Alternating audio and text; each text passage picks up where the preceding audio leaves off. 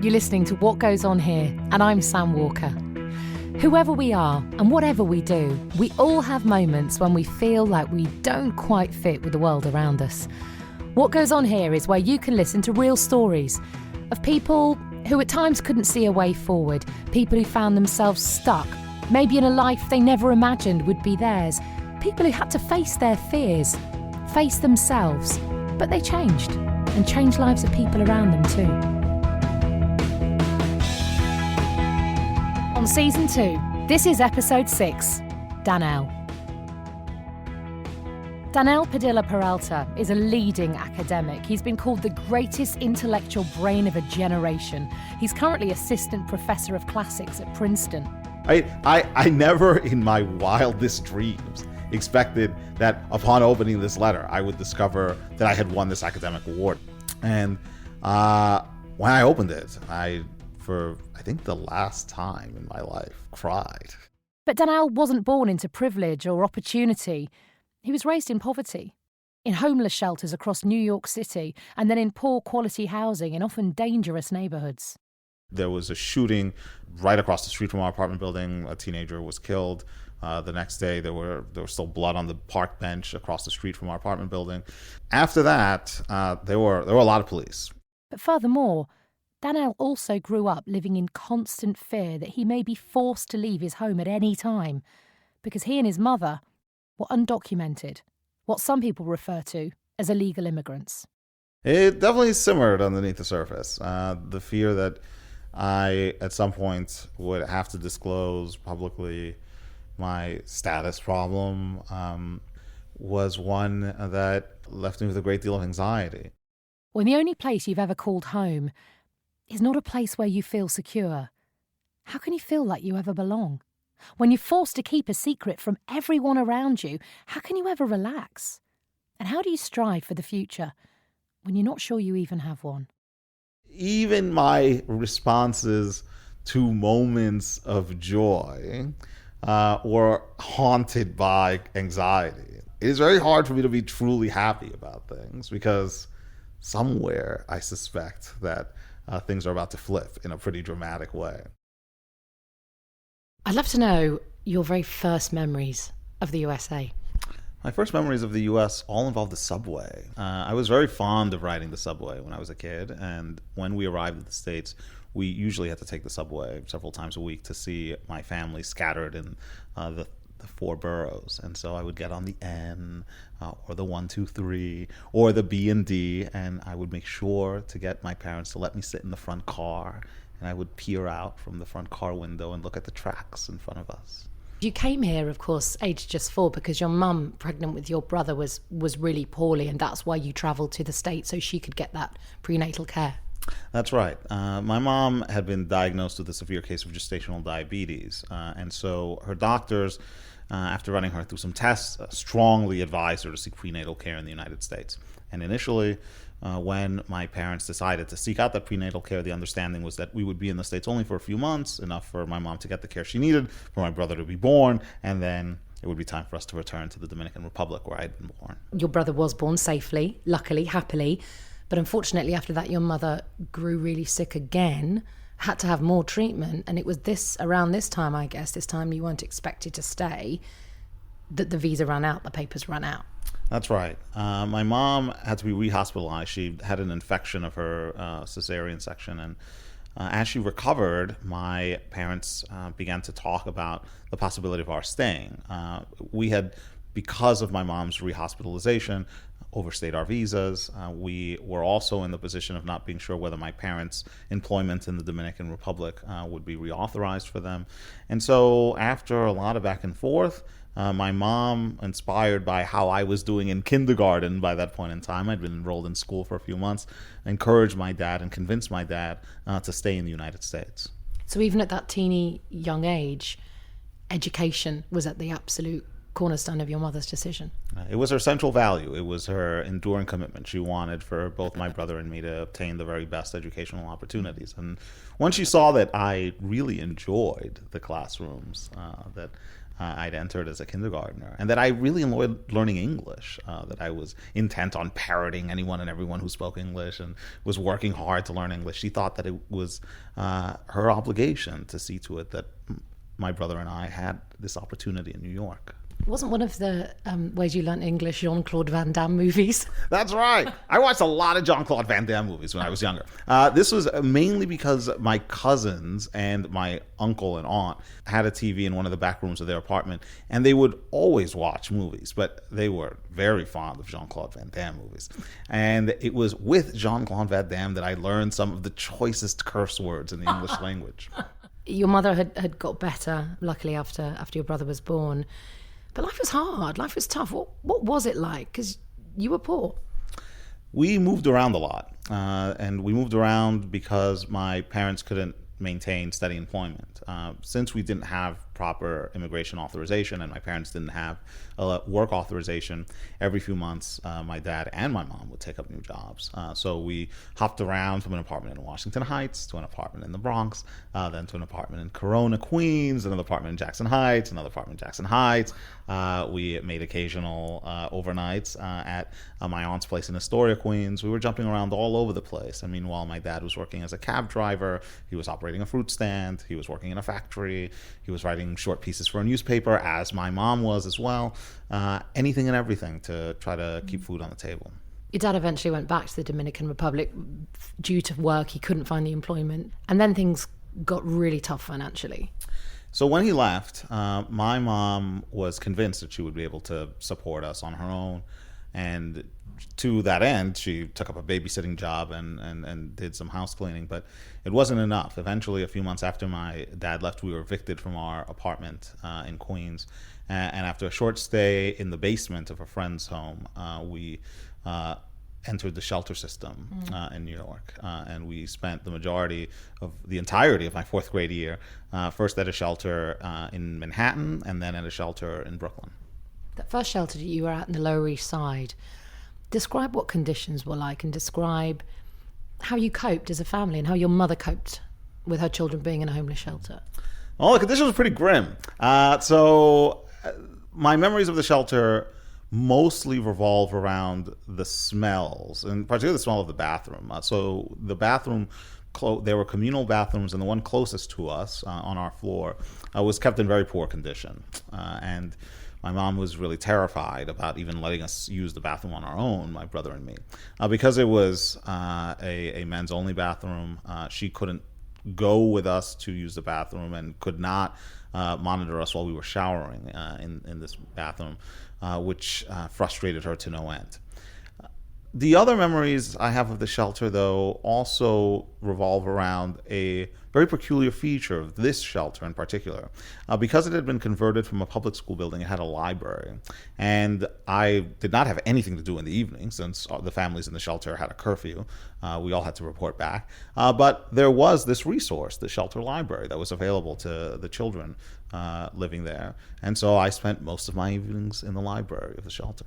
Because you had no toys, you had no games, you had no TV. We had, my friends at public school talked about their game systems. They had Nintendo, which I was fascinated by. It was this abstract, purely ideational thing.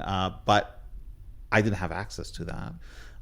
But I did have these books at the shelter library, and they allowed me to begin very slowly and painstakingly to imagine a future set of futures for myself that would range beyond the shelter. Because in that library, and goodness me, where would your life have been if not for that library? But in that library was one book, which, is it fair to say, changed your life? It was pretty revolutionary. This book was entitled How People Lived in Ancient Greece and Rome, and it had these amazing drawings and paintings meant to appeal to an 8 and 9-year-old's eye, but it also laid out this pretty remarkable argument that I was exposed to for the first time. It was an argument about how the Greeks and Romans still live on with us today, and how their legacy pervades everything that we do. And to read about this, to learn about these people who were very far removed in time, but who were nonetheless still, in a sense, with us, was really mind-altering. I blew my socks off and inspired me to want to learn more about them. And it was because of that your mother enrolled you as well in this arts program, this summer arts program, when you were in the shelter in Brooklyn.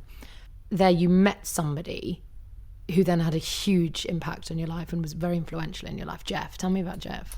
Jeff was a volunteer who had been working at the arts program by training a photographer, but someone who, having been the beneficiary of this incredibly privileged education and upbringing in New York, felt it was his responsibility to pay it forward.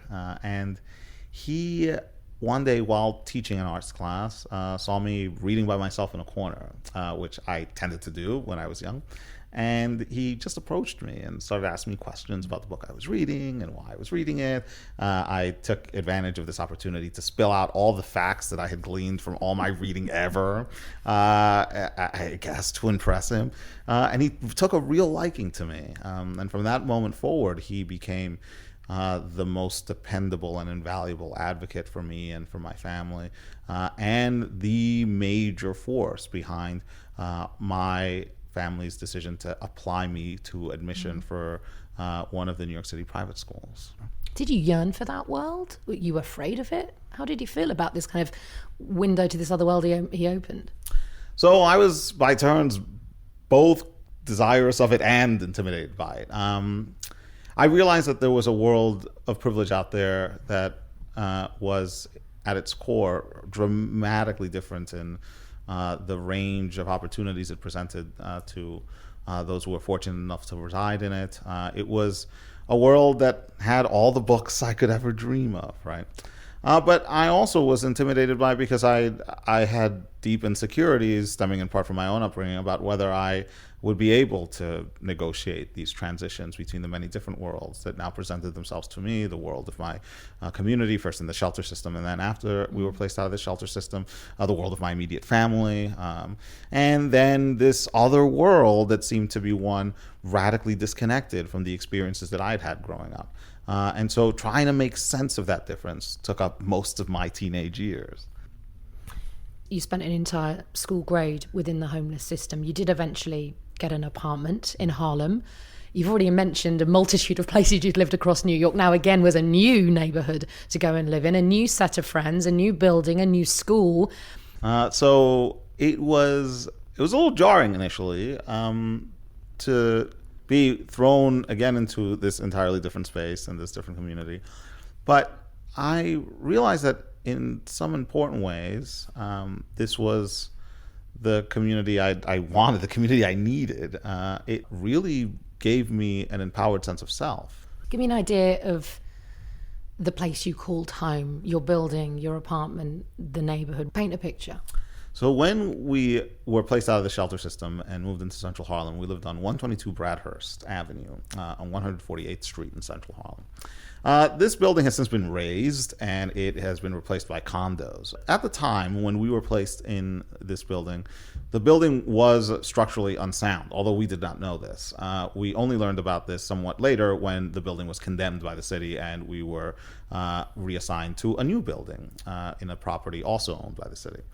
Our building was covered with dust. I mean, there was dust everywhere. And it had very serious plumbing and heating issues. So during the winter, the heating, or the calefacción as we call it in Spanish, would go out constantly or not work. The water, tap water in particular, it was clogged with dirt. I mean, there were at one point, my mom, to make the point to one of our neighbors, simply let the tap water run and these clods of stuff were coming out. So those conditions were then made even worse by the blackouts that our building had, which were pretty frequent.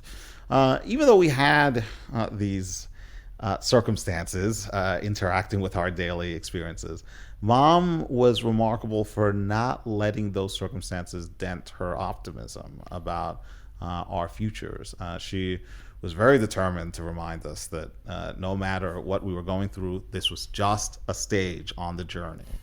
And she kept that optimism up, even though my brother and I began to feel that this was pretty horrific and that this was not where we wanted to be.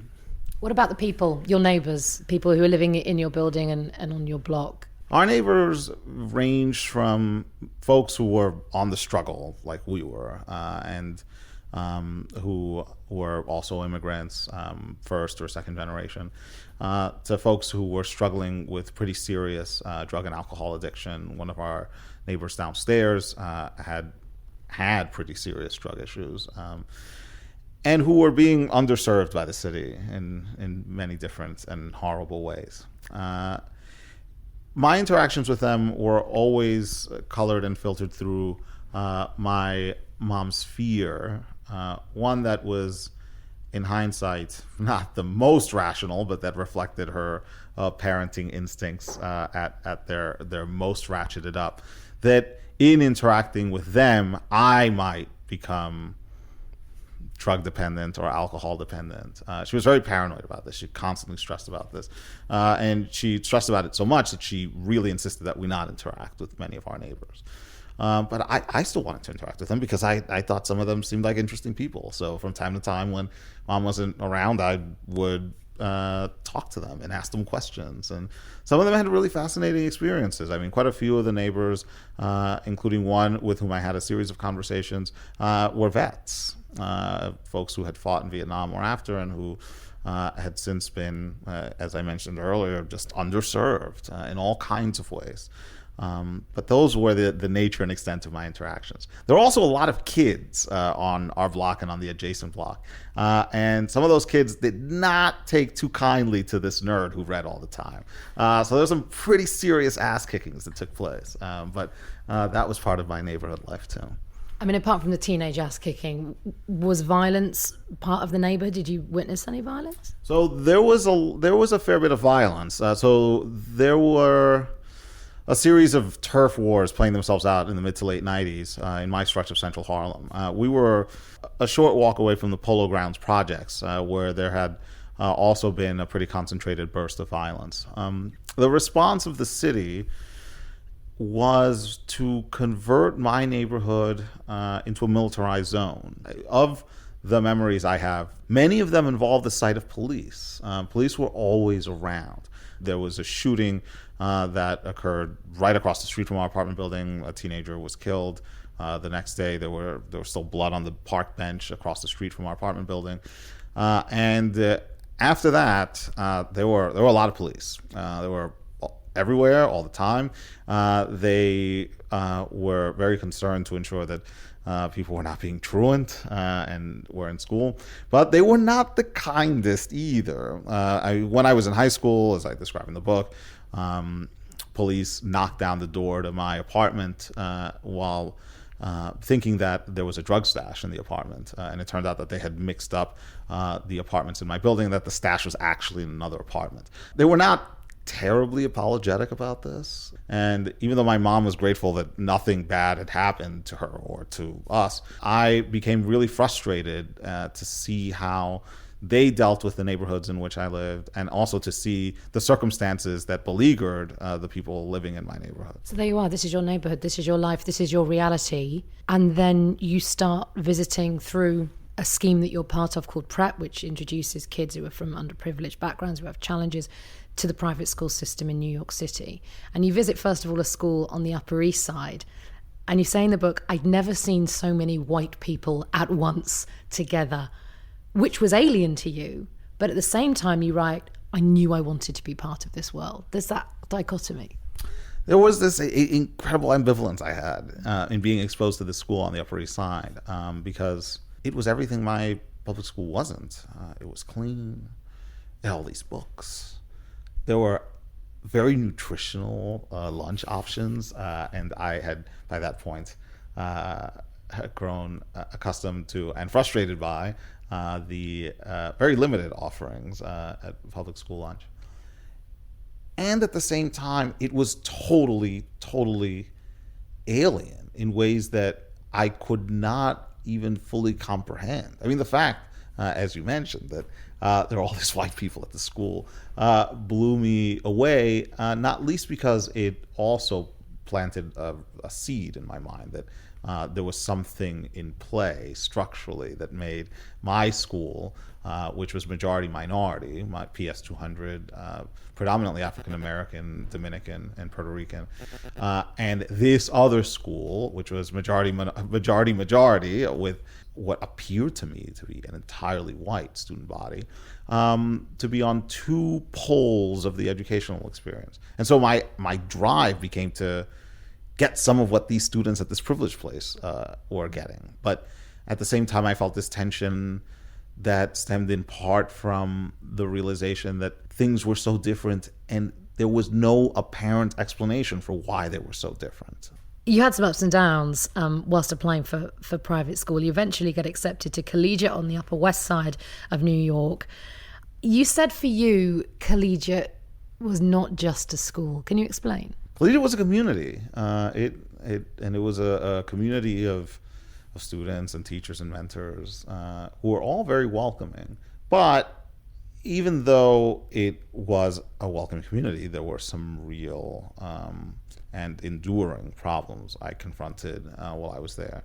The first was that earlier, I'd mentioned that I had seen that this school on the Upper East Side was pretty much all white. Well, collegiate was pretty much all white too. And in as much as I had not seen so many white students concentrated in one place, they had never met someone quite like me.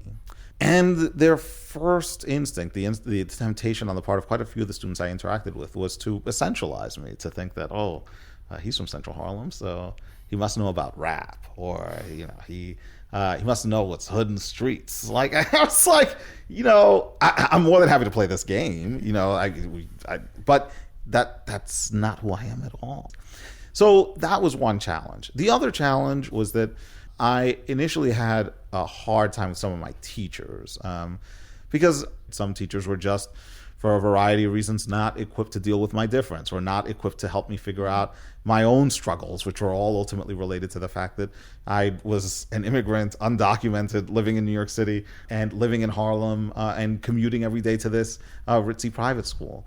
So even though I felt very warmly received at collegiate, it was also at that point in time, in some ways, not well configured to give me the structural support I needed. Because comparison is the enemy of contentment, I find.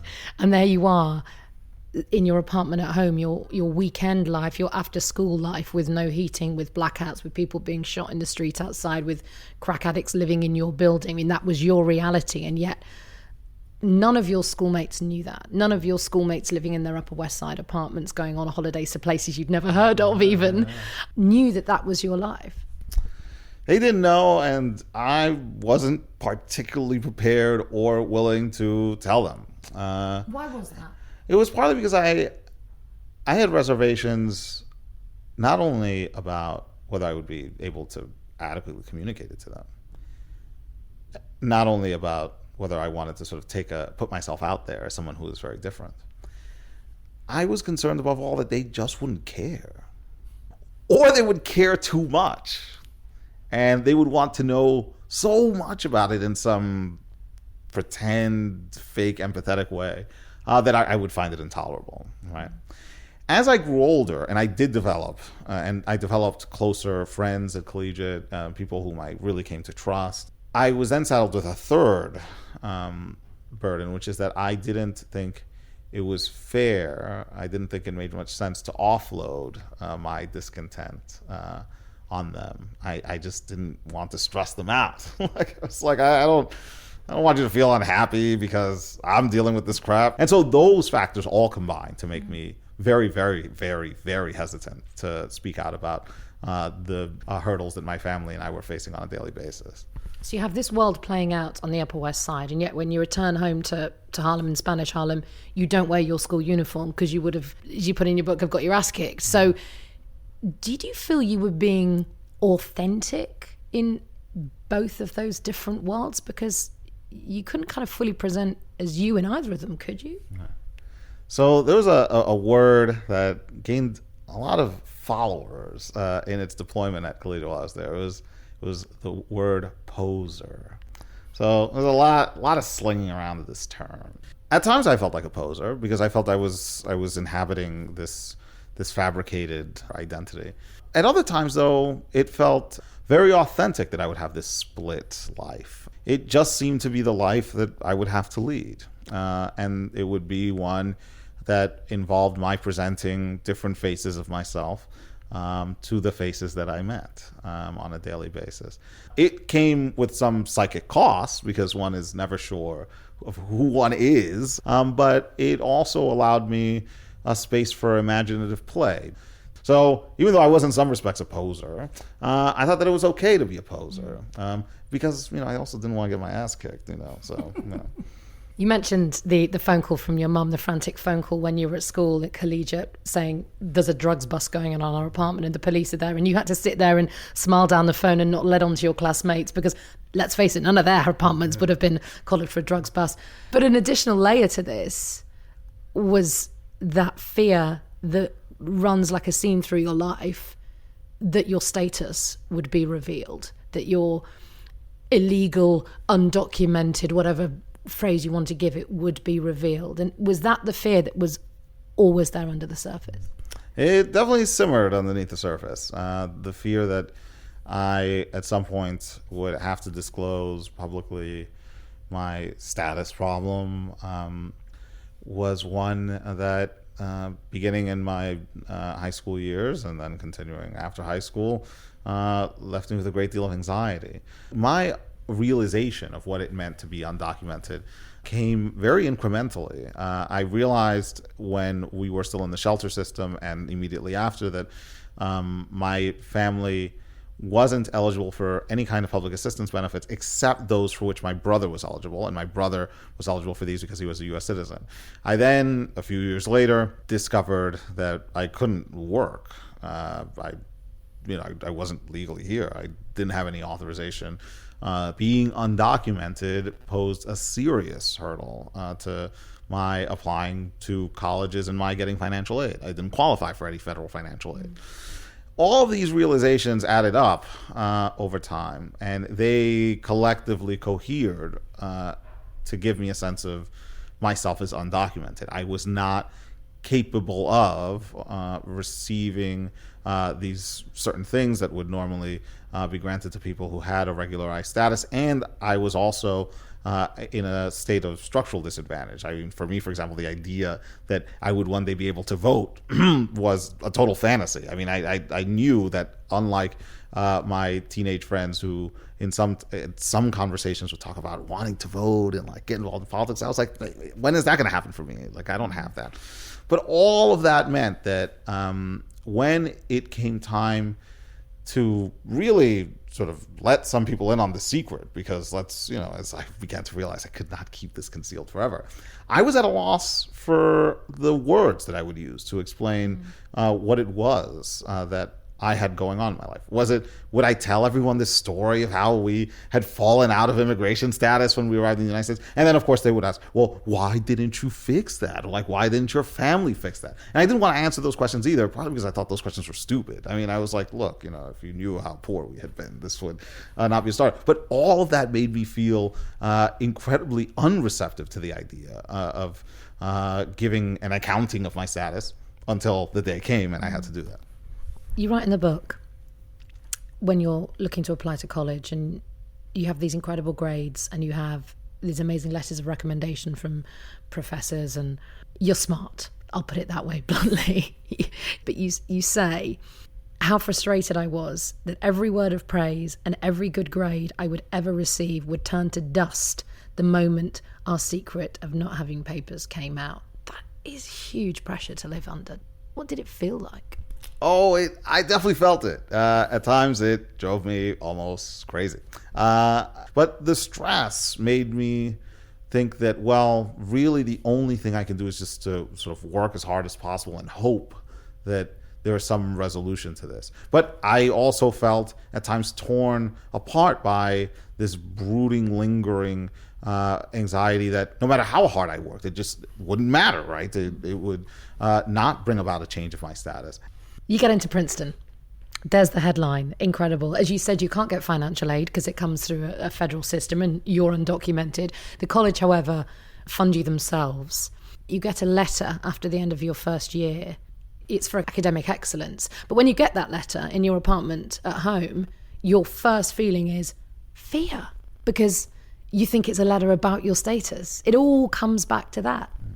Yeah, when this letter arrived, I first thought, oh, this has to be about my status. Then I also thought, well, I mean, maybe it could be about something else bad, like maybe I inadvertently plagiarized while writing a paper or something like that. I never in my wildest dreams expected that upon opening this letter, I would discover that I had won this academic award at Princeton. And when I opened it, for I think the last time in my life, cried because I was so overwhelmed at the moment. I also opened it in the presence of my mom, and my mom was so proud of me, and I really felt that so much of what I had done in my life up to that point, so much of what I've done in my life since then, had been a form of thanking my mom for this tremendous investment she had made. But even my responses to moments of joy were haunted by anxiety. So, as my now wife put it, it is very hard for me to be truly happy about things, because somewhere I suspect that things are about to flip in a pretty dramatic way. I'm always anxious about that, and this anxiety manifested itself in this incident, like to an extent unprecedented even for me at that point in my life. When you're at college, when you're at Princeton, there's quite a few anti-immigration voices around, not just in the press, not just in politics, but actually amongst your peers. How did you respond to that? Because we must make it clear, they still didn't know. You hadn't told anybody. I wrestled a fair bit with a number of discursive strategies for getting them to ditch their anti-immigrant thoughts. So from time to time, I would have conversations with some of my classmates, including the beginning of my sophomore year, someone whom I had a crush on for part of my freshman year. And she was resolutely anti-immigrant. I mean, there was no way of devising a set of arguments that would have persuaded her. I mean, she was immovable. And after we had this very drawn-out argument that went nowhere, I thought to myself, well, maybe I should have really played the only real card I have, and say, I am undocumented. I do not have status. What do you think of me now? But I didn't. Why? And I didn't, partly because I was afraid, partly because, again, I didn't know if it would actually work. And I also didn't quite know how to take my story then and turn it around such that it wasn't simply or exclusively, primarily a narrative of exceptionalism, right? So she could have very easily said, okay, you are unique and special. I make an exception for you. But the others, well, they are useless. Deport them all. And I was searching for a vocabulary and a toolkit that would enable me to slay that monster of exceptionalism too, and to get her to see that, in fact, all of the undocumented deserve fair and equal treatment. In the same way that when, a few years later, I had a similar exchange, this time with one of my old roommates, I tried there to get him to see that it wasn't just a matter of one individual. It was really a question of how we treat ethically and considerately an entire class of human beings who are in the end human beings. When you do decide to come out to your friends, how did it feel laying yourself bare, I suppose, before them? Well, it was a little anticlimactic. But some of them, quite justifiably, reproached me for not having confided in them before. I mean, they were incredibly supportive. And my fiercest champions, my best advocates were my friends at Princeton, and then, of course, my high school friends who I'd remained in touch with. What I thought was so remarkable about them was that they were really willing to go out of their way to help me out. I came out publicly as undocumented in a Wall Street Journal profile that came out in the spring of 2006. not too long before I was set to graduate from college. And when I had broken the news to them in advance of the profile's release, they were immediately bent on coming up with any and every strategy available to them to help me attain status. So, I mean, several of them propositioned me, and they were like, we could get married or something. And I was like, no, that's not going to work out. But, that's cool that you thought that you might do this for me. And they all wanted to know how they could become involved, like what steps they could take to help undocumented immigrants. And that was the most heartening thing, was to see them becoming, in the course of their support of me, the individual, more concerned about the body of undocumented immigrants as a whole. So you finished Princeton, and it then dawns on you, I guess, the reality of your status or lack of status, because you can't go and get a job.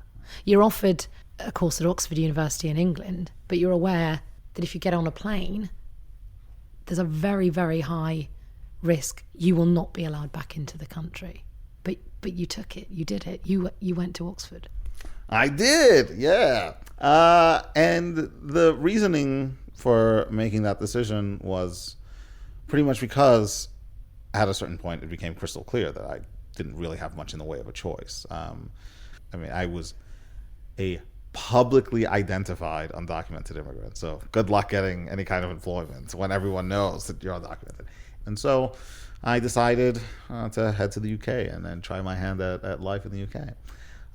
The one major terrifying concern was that as someone who had been undocumented in the States, I was subject to what's called the 10-year bar. And when I left for Oxford, I left with the full knowledge that I might not be allowed back in the States for 10 years. And it was perfectly conceivable that it'd be more than 10 years. I mean, no one really knew at that point what I might expect from the U.S. State Department. And it was with that anxiety in mind that I started my graduate studies at Oxford. What did it feel like when the plane took off?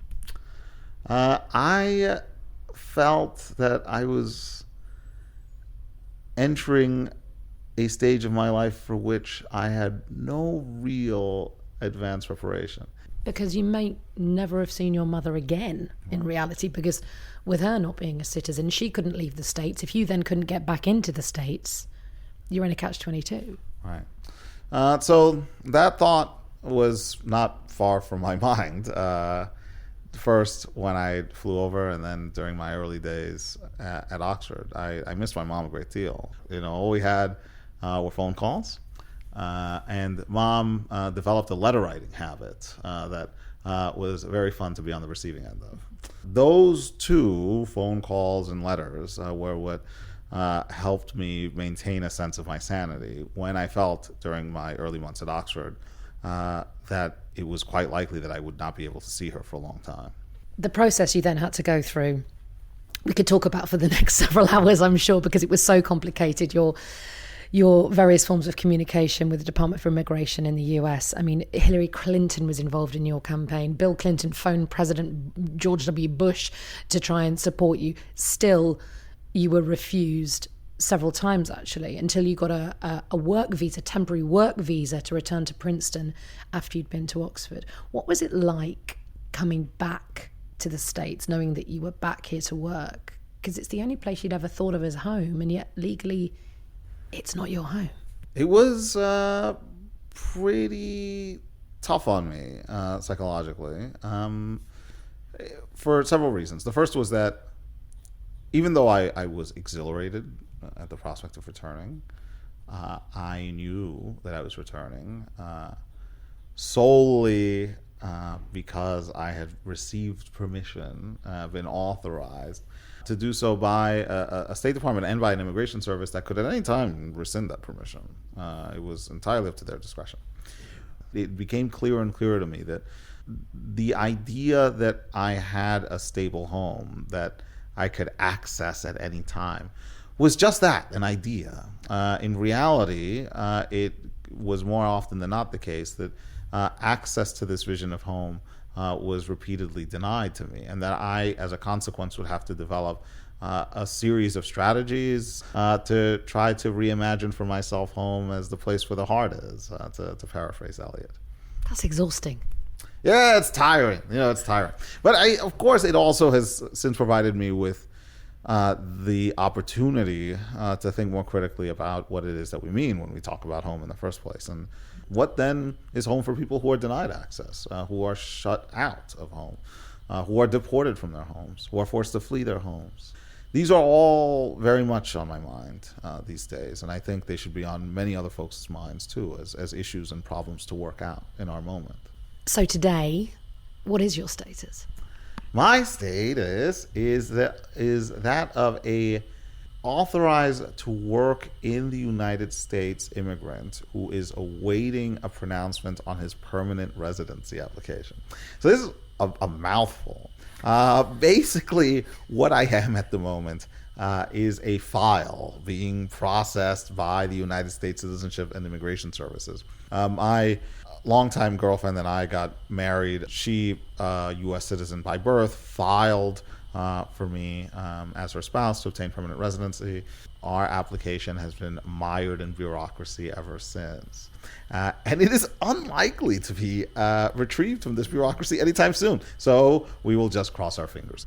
The one issue that we touched on earlier that has always been front and center in the work I've tried to do with them and one of the projects is to get folks to move away from this idea of the model immigrant or the exceptional immigrant or the one for whom an exception should be made, right? Because as I've told people, if you had arrived at this shelter in Chinatown, Manhattan, when I was 8 or 9, you could have seen me in a library reading, but you would have had no real way of guessing that one day I would be teaching at Princeton. And I would encourage people to play this out with all of the many other immigrants they encounter. Right? Just because someone is in extremis now does not mean that they are not capable of great things if given the opportunity. And it's, I think, vitally urgent now more than ever for us to have really robust conversations about the best ways of ensuring that all of the members of our communities receive full and equal access to the opportunities that will enable them to realize their potential.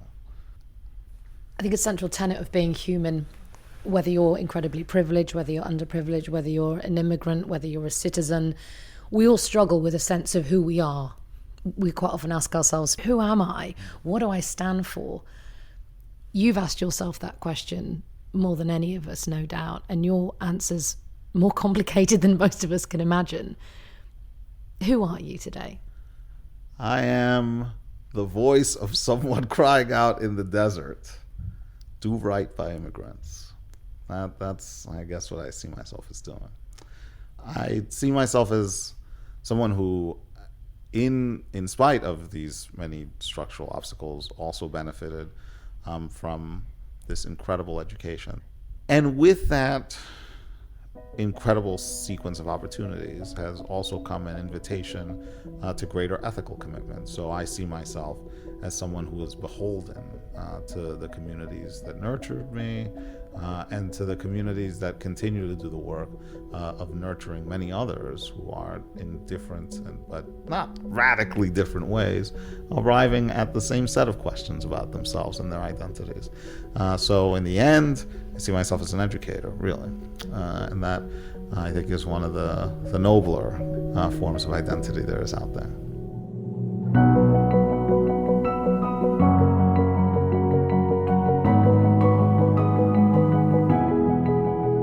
Padilla Peralta was speaking to me, Sam Walker.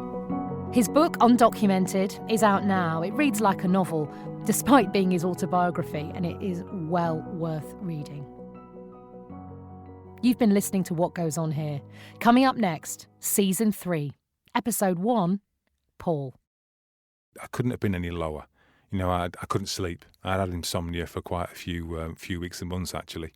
I was overtraining, so I was a physical specimen, but emotionally I was as weak as a kitten.